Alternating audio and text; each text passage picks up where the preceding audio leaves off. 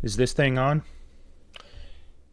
Hi, I'm Robbie Fowler, and welcome to the Four Wins issue 263. Every Friday, I send 4 wins in under 4 minutes. It's going to give you a tool to try, a real client question answered, something to think on, and a personal story that connects to your business. You can subscribe for free if you want the email version of that at robbiefowler.substack.com. I'll put that link in the show notes. If you're new here, don't worry. I'm new here. This is the first ever issue of the Four Wins after 262 other issues to go out on YouTube. So my YouTube experience is all of about 45 seconds. So welcome to the journey. I hope you like this version of the Four Wins. Let's start with something to try. So you may have some fancy tech that got way out in front of your need for something very simple. That's an annual calendar. So maybe you got swept up in all the promises and endless flexibility of those digital calendars out there. There's a million of them. And then you find yourself way far away from home and you long for the good old days when you could plan your year. You could write it out with your own hands and you could take in the full view of your physical calendar. Those used to be a thing and they used to be the only thing. And if you miss those days, you should check out NeatoCal. It's the perfect destination for the prodigal Sunday, wink, get it, among us to return home to that physical annual calendar. You'll be welcome to a homepage. It's got a single page annual calendar that you can print. And the good news is this is all for free. You can customize it. There's a few simple URL parameters like week numbers or weekend highlight colors. NeatoCal is a free script. It's hosted on GitHub, and that might intimidate you, but before you panic, just keep watching, and I'm going to show you a simple demo. So you can do this whether you're tech savvy, you've ever heard of GitHub or not. We'll get you your year calendar. So let's check that out right now. So here's Neato Calendar on GitHub. What you can do is come right here to where it says Live Demo. And so here I will just open that in a new tab. And so here is the basic annual calendar. But what is cool is if we scroll down on this, we're looking at this README file. And here are all the parameters you can change by just adding this to the URL up here at the top. So here's the blank URL. So just to show an example, if we want to change the year to 2030, if we click this link, it'll open the calendar and show it's the year 2030 right here. If we were to change that to 27, return, bingo. So that's how you swap out the year. I'm going to go back. Let's just look at a couple of these other parameters or essentially options that you can have. You could change the layout of the calendar. Let's see here, default, aligned weekdays, weekly grid. So let's look at the weekly grid and see what that does. Okay, cool. So it lays things out on Monday, Tuesday, Wednesday, weekly grid. All right, that's pretty cool. Some ones that I saw that would, I think, be most interesting are cell heights. So this is how tall each of the individual cells are. So the days that you would write in. So if you needed a little more height to show you how this works, right now the cell height is set to 1.5 EM. If you have no idea what that means, it doesn't really matter. Bigger numbers make the cell go up. So let's change that from 1.5 to 2. Hit enter and you can see, oh, each individual cell got bigger. Let's do one more and set to 3, which is going to be quite big. But that's an example of how you can play with the parameters to wind up with the calendar that you like. Looking down through a few others, like you can add the moon phase to it if you're interested in what's going on with the moon. Let's see here. Nope, that's the wrong one. Moon phase. Here we go. Moon phase. There it is. Okay, so there's the phases of the moon. If you want to check that out, right now the NASA is up there flying, astronauts flying around the moon. And then you can change the font family, a few other parameters. I would recommend you come in here, find one that you like, or just go to that live demo, right mouse click, open that up in a new link tab, and then print off your yearly calendar. And finally, you're back to the good old days where you have a yearly calendar. Again, it's free. You don't even need to know how GitHub works or the fact that it's a free script. It's just a free calendar. I find it's really hard to find these, even on the calendar programs built into your Mac or whatever. It's just hard to get back to, how do I get back to just printing an annual calendar like I used to be able to get at the store? Check out NeatoCal. It's quite neato. Let's move on to win number 2, something a client recently asked. So we're in part 4 of a series called Why Doing More Marketing Makes Everything Worse and What to Do Instead. If you want to check out the other 3 parts in this series before you jump in, again, you can just head to my Substack. That link is in the show notes. So we're on part 4, and here's the challenge that we're wrestling with. My clients would often come to me and say, look, I know I need to be posting more. I need to be doing more marketing, but honestly, I've just got nothing left. It's the end of the day. It's the end of the week. They're busy doing their work, and they're just like, I should be doing more of my own marketing, and I just can't keep up with it. I can't do enough. And so this week, we're going to take a look at being bewildered by your own shortcomings. So if you're like most, or should I say all, of my clients, then there's this angst that's inside of you. And it's the internal struggle of your powerful expertise wrestling with the weakness of your ability to articulate that expertise convincingly.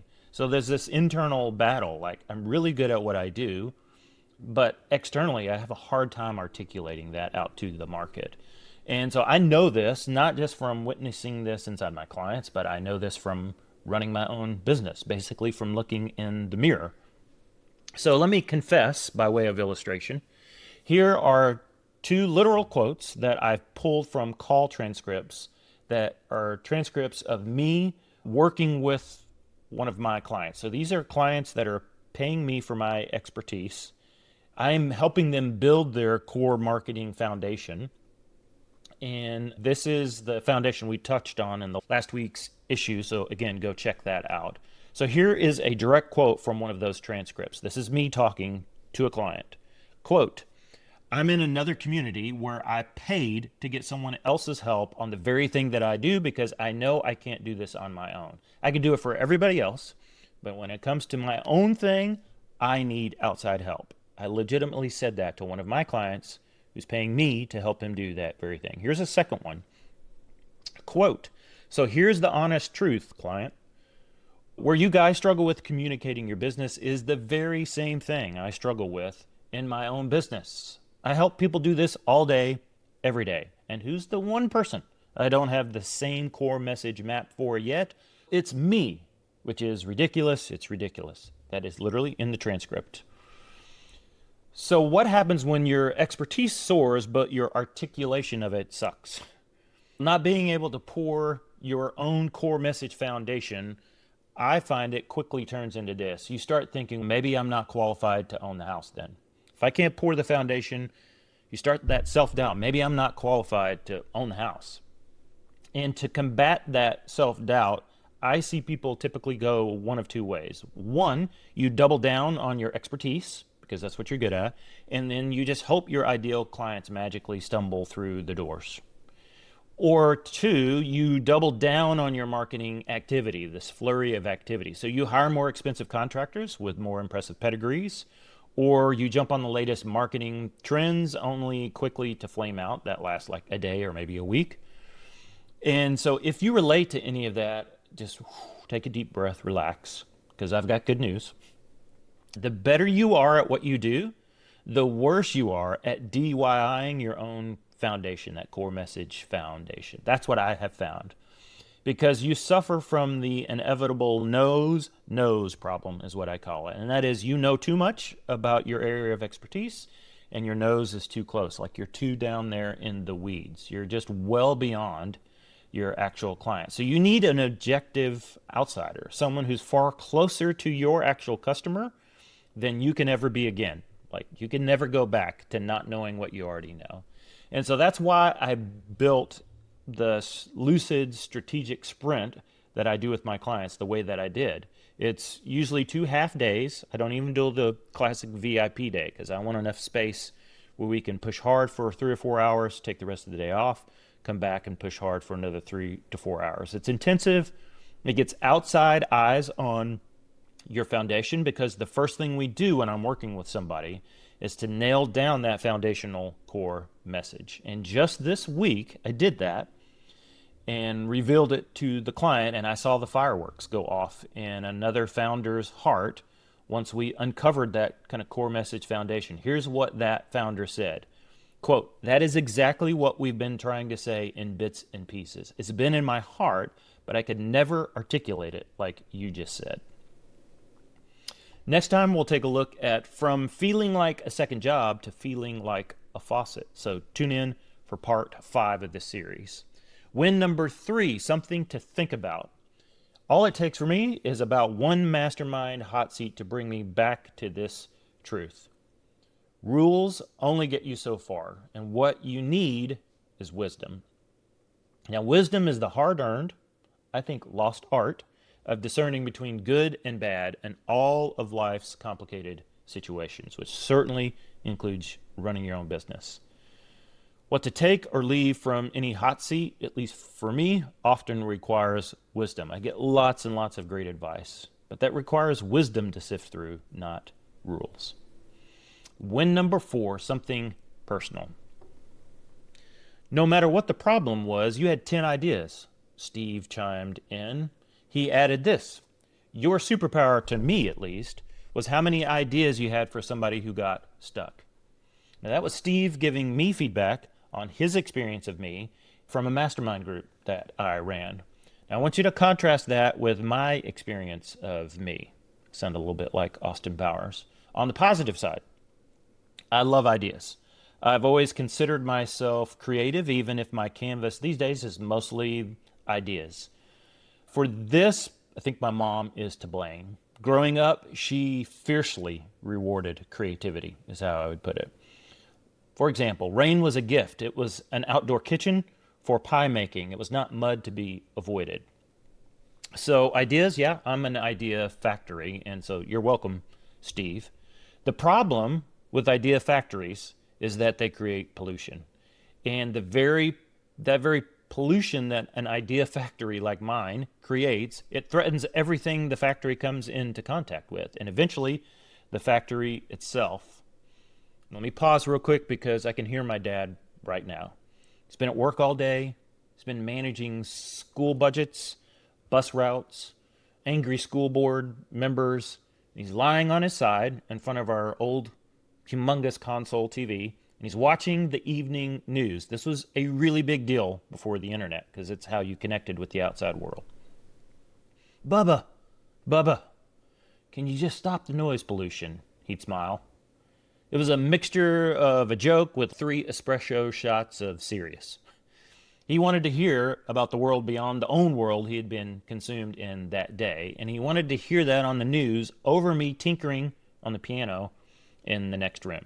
Now, back to me being a walking idea factory and the pollution that comes with it. Well, I've recently started building a COO-style AI agent to curb the smog.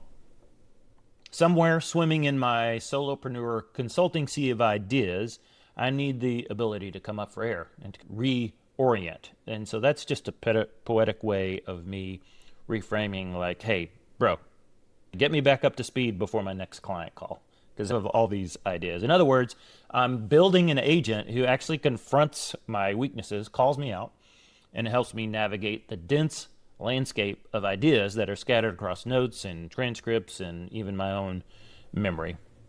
It's wild, meta, to be doing that, and who knows, maybe I'll add the ability for it to snap too. You know that snap like your 3rd grade teacher could fire off and they could refocus an entire classroom, this wandering herd of pupils just with an instant snap. Maybe I'll see if the AI agent can do that for me. It's your turn. What's one thing in your work you keep trying to hold on to in your head, but you probably shouldn't? Until next time, Keep building a life-giving brand. Thanks for joining me for the first YouTube issue of the 4 Wins. And if you're spending more time, by the way, managing your own operations than serving your clients, it's likely a problem that you and I could alleviate with some AI. So if you're feeling pulled away from your real capacity, then let's chat. In one conversation, we could identify your roadblocks and determine whether the right AI setup could make things run smoothly for you. So just head to my website and book a time to chat with me. Until next time, go and build a life-giving brand.